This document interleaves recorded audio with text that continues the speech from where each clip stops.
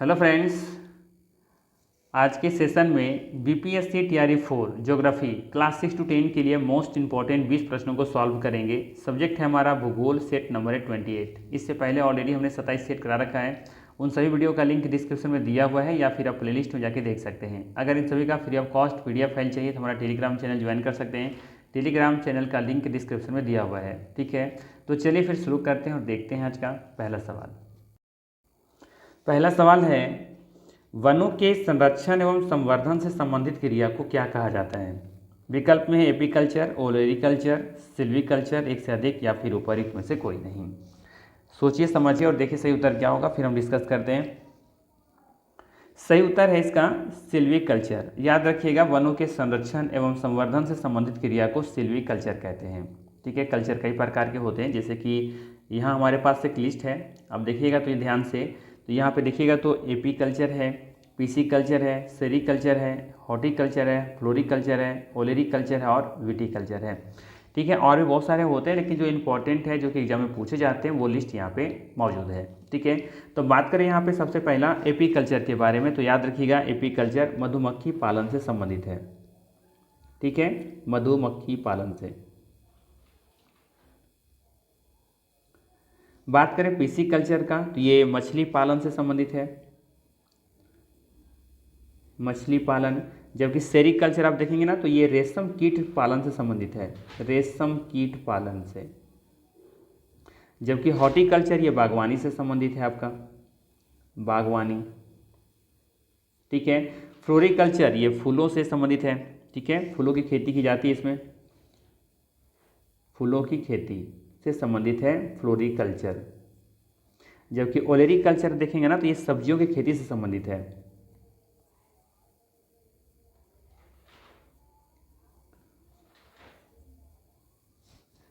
ये थोड़ा सा मुझे लग रहा है सब्जी गलती लिखा हुआ है, हर सही से होगा ना, सब्जियों की खेती से संबंधित है, सब्जियों की खेती से संबंधित है। और एक है आपका विटीकल्चर, तो ये अंगूर की खेती से संबंधित है, अंगूर की खेती से संबंधित है विटीकल्चर। ठीक है, तो ये याद रखिएगा, यहाँ से एग्जाम में पूछा जाता है। ठीक है, चलिए आगे देखते हैं। अगला सवाल है, पृथ्वी के भूपर्पटी में दूसरी सबसे ज़्यादा पाई जाने वाली धातु कौन सी है? विकल्प में है लोहा, एल्युमिनियम, ऑक्सीजन, एक से अधिक या फिर ऊपरी में से कोई नहीं। सही उत्तर है लोहा। याद रखिएगा, पृथ्वी के भूपर्पटी में दूसरी सबसे ज़्यादा पाई जाने वाली धातु कौन सी है? लोहा है। लेकिन अगर पूछा जाए पृथ्वी के भूपर्पटी में सबसे ज़्यादा पाई जाने वाली धातु कौन सी है, तो एल्युमिनियम होगा।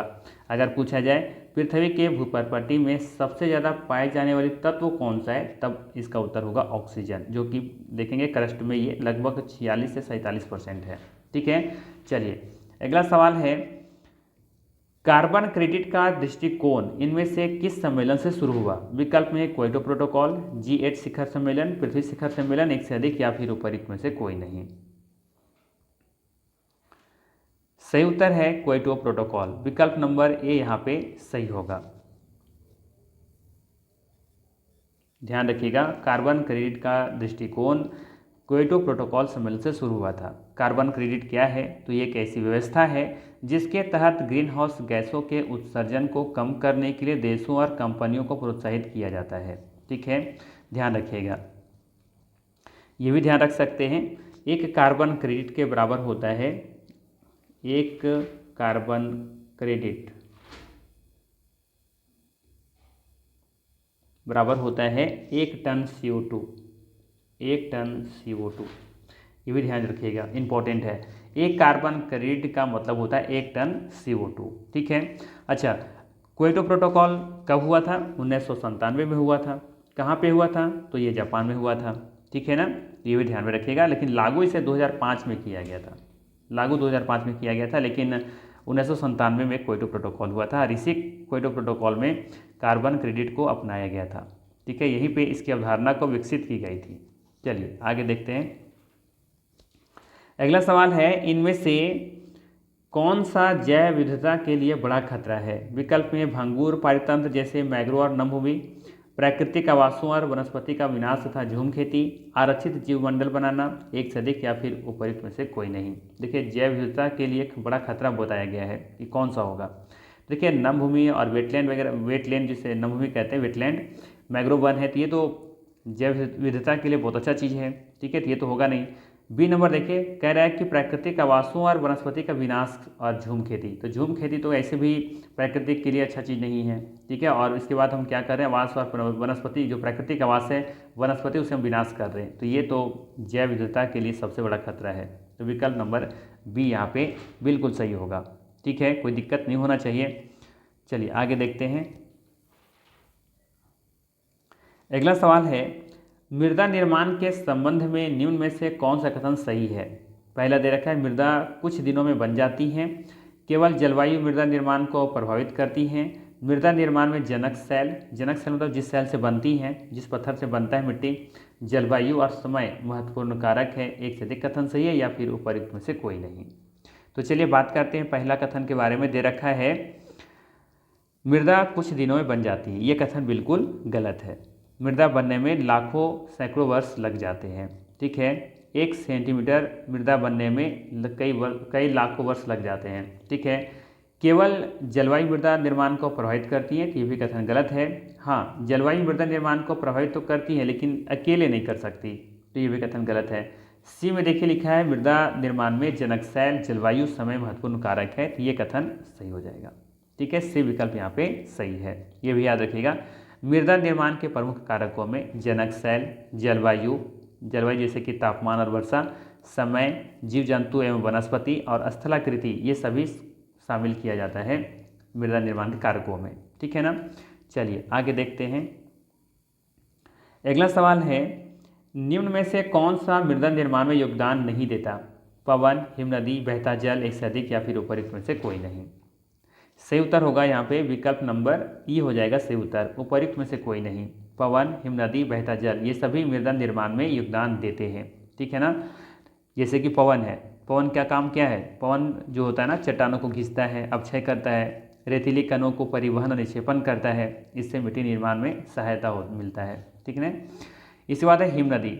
हिमनदी क्या करता है, हिमनद जो होते हैं ना, चट्टानों को तोड़ते हैं और घिसते हैं, उनके द्वारा लाई गई सामग्री से फिर मिट्टी बनती है, ये भी सही है। बहता जल, तो ये तो सबको पता होगा, बहता जल क्या करता है, नदियाँ चट्टानों का अपरदन करती हैं, अवसाद जमा करके जल और मिट्टी का निर्माण करती हैं, ये भी तो सही है ना।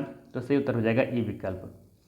चलिए अगला सवाल है, जलोढ़ मिट्टी के संबंध में निम्न में से कौन सा कथन सही है। पहला है, बांगर नई जलोढ़ मिट्टी है, खादर मिट्टी में कंकड़ अधिक पाए जाते हैं, खादर मिट्टी में महीन कण अधिक पाए जाते हैं, एक से अधिक कथन सही है या फिर उपयुक्त में से कोई नहीं। तो चलिए बात करते हैं पहला विकल्प के बारे में। दे रखा है बांगर नई जलोढ़ मिट्टी है, ये कथन गलत है। बांगर जो है ना, ये पुरानी जलोढ़ मिट्टी है, नई जलोढ़ मिट्टी को कहते हैं खादर। ठीक है। अगला है, खादर मिट्टी में कंकड़ अधिक पाए जाते हैं, गलत है, खादर मिट्टी में कंकड़ कम पाए जाते हैं। ठीक है, तो क्या लिखा है, खादर मिट्टी में कंकड़ अधिक पाए जाते हैं, तो ये कथन गलत हो गया। सी में दे रखा है खादर मिट्टी में महीन कण अधिक पाए जाते हैं, हाँ ये सही है कि इसमें महीन कण अधिक पाए जाते हैं, तो सी विकल्प यहाँ पे सही होगा। ठीक है। चलिए अगला सवाल देखिए। अगला सवाल है, निम्नलिखित में से कौन मिट्टी संरक्षण का उपाय नहीं है। मिट्टी संरक्षण का उपाय नहीं है, वृक्षारोपण, अतिचारण, श्रीदार खेती, एक से अधिक या फिर उपयुक्त में से कोई नहीं। श्रीदार खेती के बारे में ऑलरेडी हम बता चुके हैं, जब क्लास 10 का MCQ करवा रहे हैं वहाँ पे, तो वहाँ पे वो वीडियो को जाके देखिए, डिटेल्स में इमेज के साथ हमने समझाने का प्रयास किया है वहाँ। ठीक है। तो बात करें यहाँ पे वृक्षारोपण के बारे में, ये तो मिट्टी संरक्षण का बहुत ही अच्छा उपाय है, वृक्षारोपण कीजिए, मिट्टी का संरक्षण कीजिए। ठीक है, तो ये तो यहाँ पर होने वाला है, सही है। अतिचारण, बहुत ज़्यादा पशुचारण करने से क्या होता है, मिट्टी जो होता है ना, संरक्षण मतलब नहीं कर हो पाता है, मतलब ये कह लीजिए सीधा सीधी कि अगर हम अतिचारण करते हैं ना, तो पशुओं द्वारा अत्यधिक चराई से होता क्या है कि घास नष्ट हो जाती है, मिट्टी खुली रह जाती है और अपरदन फिर बढ़ जाता है। ठीक है, तो ये यहाँ पे देखेंगे इसका सही उत्तर है, ये मिट्टी संरक्षण का उपाय नहीं है। श्रीदार खेती, ये तो सही है। ठीक है, श्रीदार खेती के बारे में ऑलरेडी मैंने कहा ना कि क्लास 10 का जो MCQ वाला पार्ट हम करवा रहे हैं वहाँ पे डिटेल से बताए हुए हैं। ठीक है, तो श्रीदार खेती एक कह सकते हैं मिट्टी संरक्षण का उपाय है। पहाड़ी ढलानों पर सीढ़ीनुमा खेत बनाए जाते हैं, पानी का बहाव कम होता है, मिट्टी का कटाव फिर रुकता है इससे। ठीक है। चलिए अगला सवाल देखते हैं। अगला सवाल, यहाँ पे बाकी बहुत सारे खेती जो होते हैं ये सॉरी मिट्टी संरक्षण के कई प्रकार हैं, जैसे कि वृक्षारोपण, समुचित जुताई, सीढ़ीदार खेती, पट्टीदार खेती, वन रोधक वृक्ष जिसे शेल्टर बेल्ट कहते हैं, बांध और मेड़बंदी बनाना, फसल चक्र जिसे अलग अलग फसलें बारी बारी से उगाने से मिट्टी की उर्वरता बनी रहती है, अतिचारण पर नियंत्रण करना, ये सभी मिट्टी संरक्षण के बहुत सारे उपाय हैं। इसे डिटेल्स में पढ़ लीजिएगा PDF फाइल में। ठीक है, PDF फाइल आपको कहाँ मिलेगा? मेरा टेलीग्राम चैनल पर। टेलीग्राम चैनल का लिंक डिस्क्रिप्शन में दिया हुआ है। चलिए अगला सवाल देखिए। अगला सवाल है, भारत में चंबल क्षेत्र किस समस्या के लिए प्रसिद्ध है? लवणीय मिट्टी, गलीय अपर्दन, सीट अपर्दन, एक से अधिक या फिर उपयुक्त में से कोई नहीं। सही उत्तर है गलीय अपर्दन। विकल्प नंबर यहाँ पे बी सही होगा। ठीक है ना, ध्यान रखिएगा, चंबल क्षेत्र में मिट्टी के कटाव की सबसे बड़ी समस्या क्या है? यहाँ पे गलीय अपर्दन। गलीय अपर्दन की समस्या से चंबल क्षेत्र प्रसिद्ध है। ठीक है ना। अच्छा, ये आपका चंबल क्षेत्र कहाँ पे देखने को मिलता है? तो मध्य प्रदेश, राजस्थान और उत्तर प्रदेश के देखेंगे, जहाँ पर तीनों मिलते हैं, तीनों राज्य जिस सीमा पर मिलते हैं ना, वहाँ पे देखेंगे तो चंबल क्षेत्र का एरिया फैला हुआ है। ठीक है। गलीय अपर्दन तब होता है जब वर्षा का पानी मिट्टी के काटते काटते गहरी नालियाँ बना देता है। ठीक है, चंबल क्षेत्र में यही प्रक्रिया बहुत अधिक हुई है, जिससे बीहड़ बन गए हैं, रिवाइंस बन गए हैं। ठीक है, चंबल मतलब बीहड़, बीहड़ होता है गलीय अपर्दन। ठीक है, तो बी विकल्प यहाँ पे सही होगा। ठीक है। सीट अपर्दन क्या होता है? इसमें होता क्या है कि मिट्टी की ऊपरी परत है ना, ऊपरी परत समान रूप से हट जाती हैं, उसे ही सीट अपर्दन कहते हैं, जिसे चादरी अपर्दन भी आप कह सकते हैं। ठीक है, चलिए आगे देखते हैं। अगला सवाल है, कौन सा ग्रह सूर्य की एक बार परिक्रमा करने में 88 दिन लेता है? बुध, मंगल, शुक्र, एक से अधिक या फिर उपयुक्त में से कोई नहीं। सही उत्तर है बुध ग्रह। विकल्प नंबर ए यहाँ पे सही होगा। ठीक है ना, बुध ग्रह सूर्य के एक बार परिक्रमा करने में 88 दिन लेता है, ये विकल्प सही होगा। ठीक है, सूर्य के सबसे निकट का ग्रह कौन सा है? बुध ग्रह है। सूर्य की एक परिक्रमा करने में 88 दिन लेता है ये। ठीक है, सौरमंडल का ये सबसे तेज परिक्रमा करने वाला भी ग्रह है। ठीक है, और ये सबसे छोटा ग्रह भी है। ठीक है, चलिए मंगल तो ऐसा देखेंगे 687 दिन लेता है और शुक्र 225 दिन लेता है। ठीक है, तो ये भी याद रख सकते हैं। पृथ्वी 365 दिन लगभग लेता है। अगला सवाल है, निम्नलिखित में से कौन सी ज्वालामुखी निर्मित स्थलाकृति है? बताना है निम्नलिखित में से कौन सी ज्वालामुखी निर्मित स्थलाकृति है? कगार, मुर्दार पर्वत, भूसन्नति, एक से अधिक या फिर उपयुक्त में से कोई नहीं। सोचिए समझिए और देखिए सही उत्तर क्या होगा। सही उत्तर है विकल्प नंबर ई, उपयुक्त में से कोई नहीं। पूछा है कौन सा ज्वालामुखी निर्मित स्थलाकृति है? एक तो दिया हुआ है कगार। ठीक है, कगार एक खड़ी ढाल या तीव्र किनारा होता है, यह अपर्दन या भ्रंशन से बन सकता है, ज्वालामुखी स्थलाकृति ये नहीं है। वहीं बात करें मुर्दार पर्वत के बारे में, तो प्लेटों के टकराने से ये बनता है मुर्दार पर्वत। जैसे कि हिमालय के बारे में बात करें तो ये मुर्दार पर्वत का उदाहरण है, फोल्ड माउंटेन है ये। ठीक है, ये भी ज्वालामुखी से नहीं बना है। इसके बाद है भूसन्नति, तो यह अवसादों के जमाव का विशाल गर्त होता है, बाद में इससे पर्वत निर्माण हो जाता है, ज्वालामुखी स्थलाकृति ये भी नहीं है। ठीक है, तो सही उत्तर क्या हो जाएगा? विकल्प नंबर ई यहाँ पे सही हो जाएगा। ठीक है, अगर आपसे पूछा जाए कि ज्वालामुखी स्थलाकृति का कुछ उदाहरण दीजिए, तो जैसे कि कैल्डेरो देख रहे हैं आप, ज्वालामुखी पठार, क्रेटर, लावा गुंबद से सब जो निर्माण होता है ना, तो ये सभी निर्माण जो स्थलाकृति होता है इसे हम कहते हैं ज्वालामुखी निर्मित स्थलाकृति। ठीक है, ज्वालामुखी पठार हो गया, ज्वालामुखी शंकु हो गया, कैल्डेरा हो गया, क्रेटर हो गया, लावा गुंबद हो गया, तो इस सब का नाम याद रख सकते हैं। भारत में बात करें तो भारत का प्रसिद्ध ज्वालामुखी पठार के बारे में बात करें तो इसमें डेक्कन प्लेटू इसका सबसे ऊपर नाम आएगा। ठीक है, डेक्कन प्लेटू। चलिए अगला सवाल देखिए। अगला सवाल है, निम्नलिखित में से कौन सी नदी समुद्र में मिलने से पहले एक विस्तृत मरुस्थल से होकर के गुजरती है? विकल्प में है देखिए मिसिसिपी, अमेजन, नील, एक से अधिक या फिर उपयुक्त में से कोई नहीं। बताना है कि कौन सी नदी समुद्र में मिलने से पहले एक मरुस्थल से होकर गुजरती है और बहुत बड़े मरुस्थल से होकर गुजरती है। सही उत्तर है विकल्प नंबर सी यहाँ पे सही हो जाएगा। ठीक है, नील नदी। ठीक है ना, नील नदी देखेंगे तो एक बहुत बड़े मरुस्थल से होकर के गुजरती है नील नदी, तो सही उत्तर है ये नील नदी, और ये विश्व की सबसे लंबी नदी भी है। ये सहारा मरुस्थल से होकर के बहती है और अंत में भूमध्य सागर में जाकर के गिर जाती हैं। ठीक है, अमेजन तो देखेंगे ऐसे भी ये घने वर्षा वनों से गुजरती है। ठीक है, मिसिसिपी ये अमेरिका की प्रमुख नदी है, ये मरुस्थल से नहीं गुजरती। चलिए अगला सवाल देखिए। अगला सवाल है, बिहार में गंगा की दक्षिणी सहायक नदियाँ कौन कौन सी हैं? सोन, पुनपुन, क्यूल, एक से अधिक या फिर उपर्युक्त में से कोई नहीं। ये तो आसान सा सवाल है, सभी को पता होना चाहिए, यह आसान सा सवाल है। सही उत्तर हो जाएगा इसका विकल्प नंबर डी, उपर्युक्त में से एक से अधिक। ठीक है, सोन, पुनपुन, क्यूल ये सभी देखेंगे तो बिहार में गंगा की दक्षिणी सहायक नदियों में शामिल है।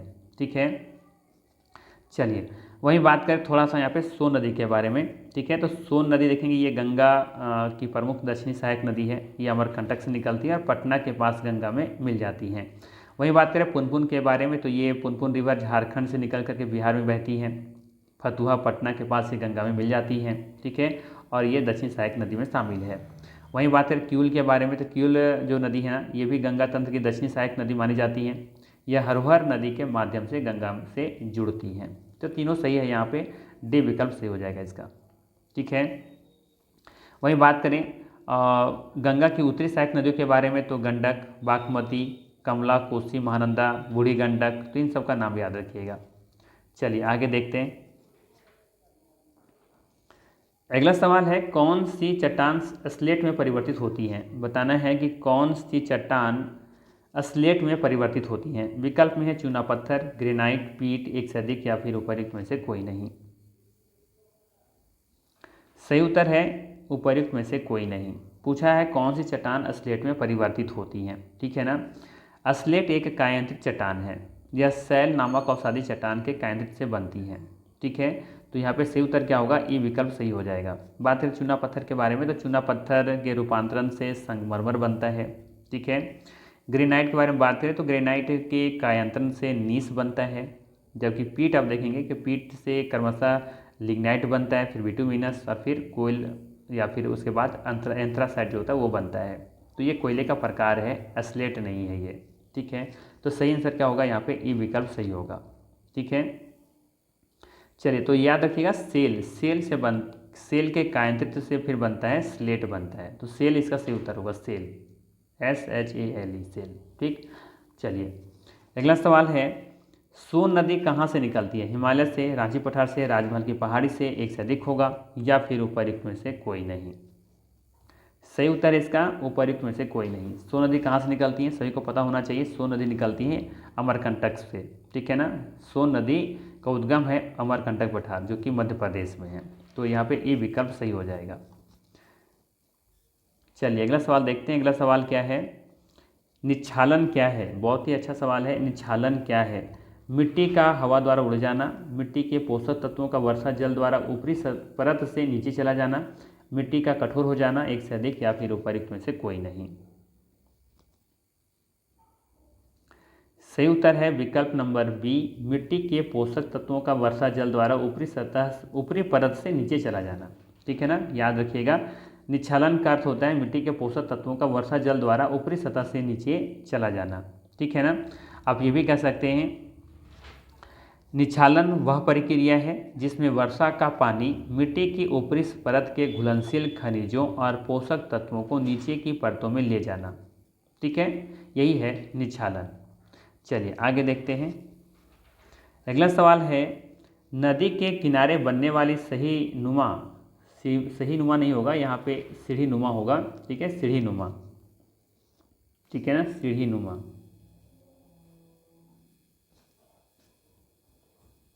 सीढ़ी नुमा भूमि को क्या कहा जाता है, ये सवाल है।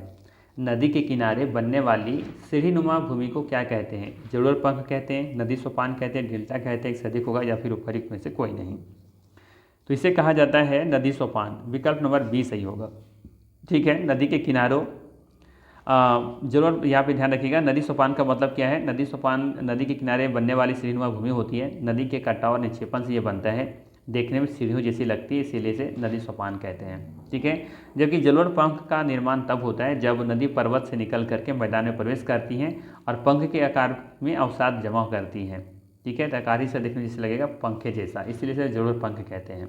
ठीक है, बाकी तो डेल्टा को तो सबको पता होगा। डेल्टा नदी के मुहाने पर समुद्र या झील में अवसाद जमा होने से बनता है। ठीक है, जैसे कि सुंदरवन का डेल्टा। तो ये बी नंबर यहाँ पे सही होगा। चलिए अगला सवाल है जलोढ़ पंख का निर्माण किसके निक्षेपण से होता है। पवन के निक्षेपण से, हिमनद के निक्षेपण से, नदी के निक्षेपण से, एक से अधिक होगा या फिर उपर्युक्त में से कोई नहीं। सही उत्तर है विकल्प विकल्प नंबर हो जाएगा सी सही। नदी, नदी के निक्षेपण से क्या बनता है? जलोढ़ पंख बनता है। ठीक है, याद रखिएगा। जब कोई नदी पर्वतीय क्षेत्र से निकल करके मैदान में प्रवेश करती है तो उसकी गति अचानक कम हो जाती है। फलस्वरूप वह अपने साथ लाए गए कंकड़, बालू, मिट्टी आदि को जमा करने लगती है। यह निक्षेप पंखे के आकार का बन जाता है जिसे जलोढ़ पंख कहते हैं। ठीक है, तो विकल्प नंबर सी सही होगा यहाँ पे। ठीक है, बढ़ें आगे। चलिए अगला सवाल है, अंडमान निकोबार किस महासागर में स्थित है? प्रशांत महासागर, हिंद महासागर, बंगाल की खाड़ी, एक से अधिक या फिर उपयुक्त में से कोई नहीं।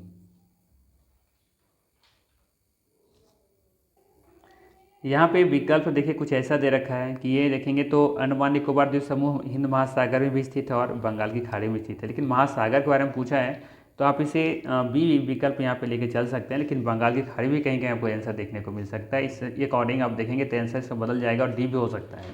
ठीक है, तो आप लोग कमेंट करके बताइएगा इस सवाल का सही उत्तर होना क्या चाहिए। डी विकल्प, देखिए बी तो होना ही है, हिंद महासागर तो होगा, लेकिन बंगाली खाड़ी भी कहीं कहीं देखने को मिलता है, लेकिन सवाल है कि किस महासागर में स्थित है। ठीक है, तो आप लोग कमेंट करके बताइएगा इससे सही आंसर क्या होना चाहिए। क्वेश्चन नंबर 19 का आंसर सही उत्तर क्या होगा बताना है। अगला सवाल है कि भारत का सबसे कम जनसंख्या वाला राज्य कौन सा है? बताना है भारत का सबसे कम जनसंख्या वाला राज्य कौन सा है। विकल्प में है गोवा, सिक्किम, अरुणाचल प्रदेश, एक से अधिक या फिर उपयुक्त में से कोई नहीं। पूछा है भारत का सबसे कम जनसंख्या वाला राज्य के बारे में, तो सही उत्तर होगा इसका सिक्किम। भारत का सबसे कम जनसंख्या वाला राज्य सिक्किम है। ठीक है, वैसे पूछा जाए कि भारत का सबसे कम क्षेत्रफल वाला राज्य कौन सा है, तब गोवा इसका सही उत्तर होगा। ठीक है, ये क्षेत्रफल के हिसाब से सबसे छोटा राज्य है और सिक्किम देखेंगे तो जनसंख्या के दृष्टि से ये सबसे छोटा राज्य है। ठीक है, अरुणाचल प्रदेश के बारे में भी याद रख सकते हैं।